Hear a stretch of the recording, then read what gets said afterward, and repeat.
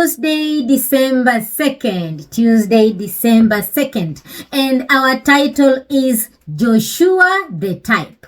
Joshua the Type. And the writer says, in the light of biblical typology, what is the significance of the multiple parallelism between the lives of Moses and Joshua? Let me ask the question again. In the light of biblical typology, what is the significance of the multiple parallelism between the lives of Moses and that of Joshua? And we are going to begin reading from Exodus chapter 3 and verses 1 and verses 2, which says, Now Moses was tending the flock of Jethro, his father-in-law, the priest of Midian, and he led the flock to the back of the desert and came to Horeb, the mountain of God. And verses 2, and the angel of the Lord appeared to him in a flame of fire from the midst of a bush. So he looked, and behold, the bush was burning with fire, but the bush was not consumed. That was Exodus chapter 3, verses 1 and verses 2. And let us look at Joshua chapter 1. Joshua chapter 1 and verses 1 to 3. Let us see what Joshua is telling us here. So Joshua chapter 1 verses 1 to 3 says, After the death of Moses, the servant of the Lord, it came to pass that the Lord spoke to Joshua the son of Nun, Moses' assistant, saying, Moses my servant is dead. Now therefore arise, go over this Jordan, you and all these people, to the land which I am giving to them, the children of Israel. Every place that the sole of your foot will tread upon, I have given you, as I said to Moses. Then let us check out Numbers chapter 13 and verses 1 and 2. Numbers chapter 13 and verses 1 and 2 tells us, And the Lord spoke to Moses, saying, Send men to spy out the land of Canaan, which I am giving to the children of Israel. For each tribe of their fathers you shall send a man, everyone a leader among them. That was Numbers chapter 13. Verses 1 and 2. And let us also check out Joshua chapter 2 and verses 1. Joshua chapter 2 and verses 1 says, Now Joshua the son of Nun sent out 2 men from Acacia Grove to spy secretly, saying, Go, view the land, especially Jericho. So they went and came to the house of a harlot named Rahab and lodged there. So let us also check out Exodus chapter 3 and verses 5.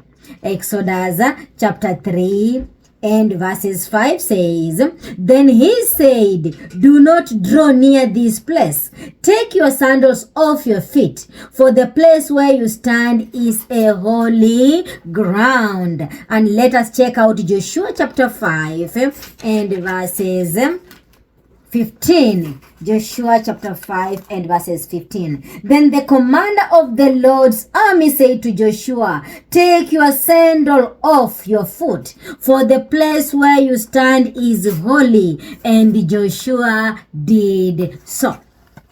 So the writer here is telling us, as we discovered in the first week, Joshua was presented as a new Moses who, in the life of the second generation, repeated the most significant steps of the Exodus from Egypt. From Egypt. Just as Moses was, Joshua was commissioned by a personal encounter with the Lord. Under the leadership of both Moses and Joshua, Israelites fame among the nations inspired fear. Moses led Israel in crossing the Red Sea, and Joshua led Israel in a miraculous crossing of the Jordan. Both leaders were reminded of the necessity of circumcision and the importance of the Passover. Manna began to fall in the time of Moses and it ended with Joshua. Both were commanded to take off their sandals. The outstretched hand of both signaled victory for Israel. Moses gave instructions for the division of the land and the institution of cities of refuge. Joshua fulfilled the instructions. Both gave a farewell address to the nation and renewed the covenant for the people at the end of their ministry. We are being encouraged to study Deuteronomy chapter 18, verses 15 to 19. Let us see what Deuteronomy is telling us. So Deuteronomy chapter 18 and verses 15 to verses 19. Let us see what is telling us. Deuteronomy 18, 15 to 19. The Lord your God will raise up for you a prophet like me from your midst, from your brethren, him you shall hear. Verse 16, according to all you decide of the Lord your God in Horeb in the day of the assembly, saying, let me not hear again the voice of the Lord my God, nor let me see this great fire anymore, lest I die. And verses 17, and the Lord said to me, what they have spoken is good. I will raise up for them a prophet like you from among their brethren, and I will put my words in his mouth, and he shall speak to them all that I commanded. 19, and it shall be that whoever will not hear my words which he speaks in my name, I will require it of him. Let us also read Deuteronomy chapter 34, verses 10 to 12. Deuteronomy chapter 34 and verses 10 to verses 12, which says, but since then there has not arisen in Israel a prophet like Moses, whom the Lord knew face to face, in all the signs and wonders which the Lord sent him to do in the land of Egypt, before Pharaoh, before all his servants, and in all his land, and by all that mighty power and all the great terror which Moses performed in the sight of all Israel. Okay, let us also read John chapter 1 and verses 21.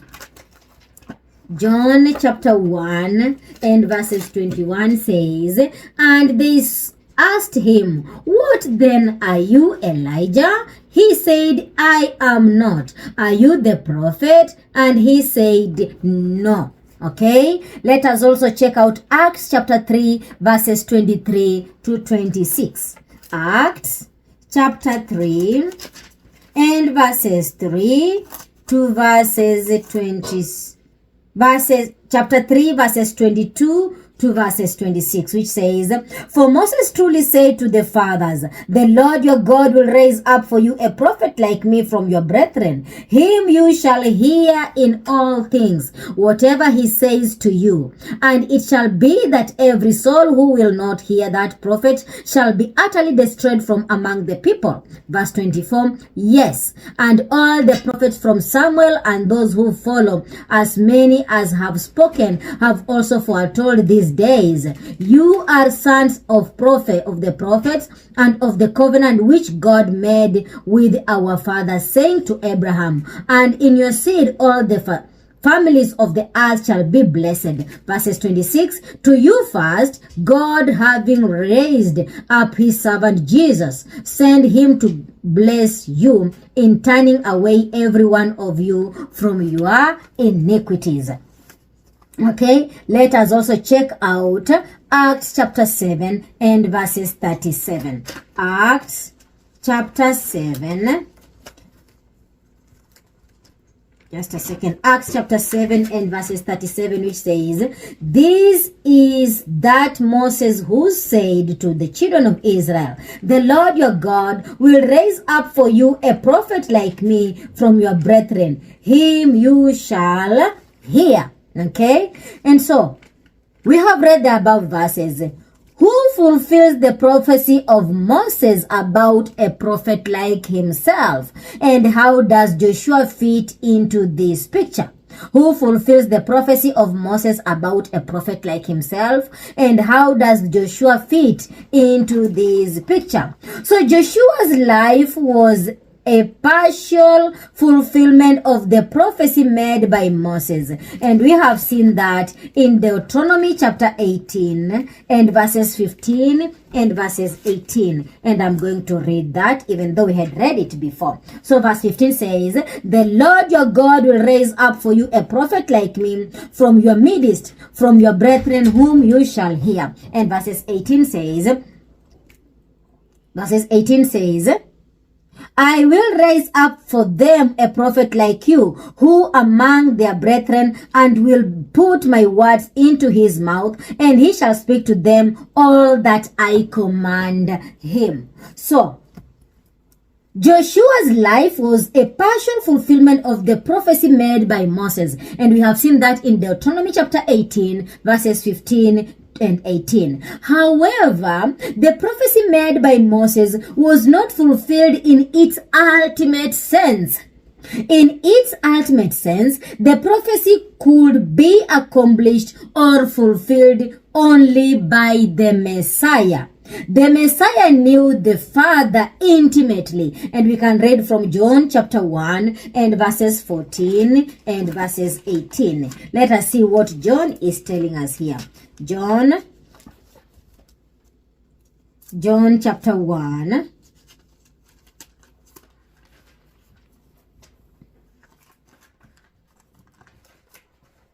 John chapter 1 verse 14 and verses 18. And verse 14 says, "And the Word became flesh and dwelt among us, and we beheld his glory, the glory as of the only begotten of the Father, full of grace and truth." That was John chapter 1 verse 14. Let us also read verse 18. "No one has seen God at any time. The only begotten Son, who is in the bosom of the Father, he has declared him." Okay? And so the Messiah knew the Father intimately, and we have seen that in John chapter 1 verse 14 and verses 18. He was true and revealed God truthfully, and we can see that in Luke chapter 10 and verses 22. Luke chapter 10 and verses 22, which says, "All things have been delivered to me by my Father, and no one knows who the Son is except the Father, and who the Father is except the Son, and the one to whom the Son wills to reveal." I will repeat that. "All things have been delivered to me by my Father, and no one knows who the Son is except the Father, and who the Father is except the Son, and the one to whom the Son wills to reveal him." Okay, let us also read John chapter 14 and verses 6.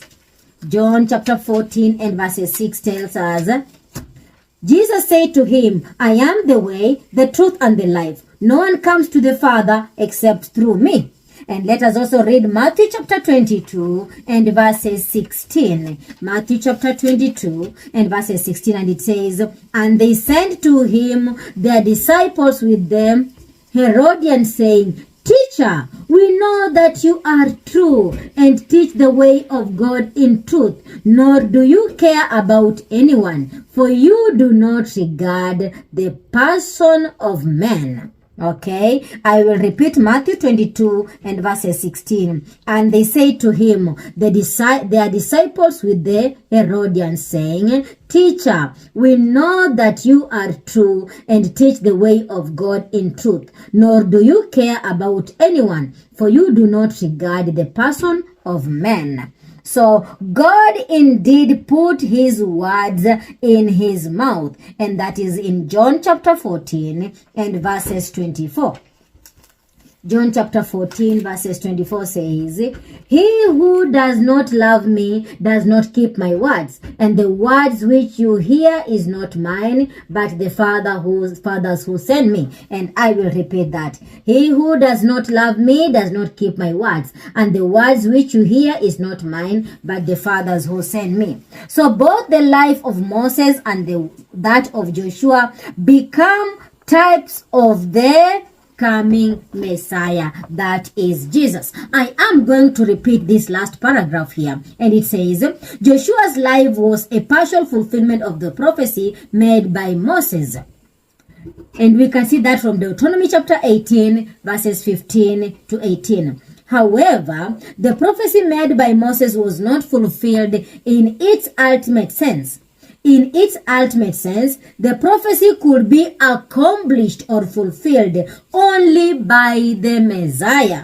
The Messiah knew the Father intimately. And we have seen that in John chapter 1 verses 14 and verses 18. He was true and revealed God truthfully. And we read Luke chapter 10 verses 22, John 14:6, and Matthew 22 verses 6. And God indeed put his words in his mouth. And we have seen that in John chapter 14 and verses 24. So both the life of Moses and that of Joshua become types of the coming Messiah, that is Jesus.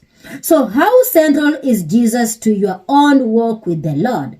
Why must Jesus and what he has done for you be the foundation of your whole Christian experience? I will repeat the big question for Tuesday, December 2nd. And the big question says, how central is Jesus to your own walk with the Lord? Why must Jesus and what he has done for you be the foundation of the whole Christian experience? And that brings us to the end of Tuesday, December 2nd. Tuesday, December 2nd.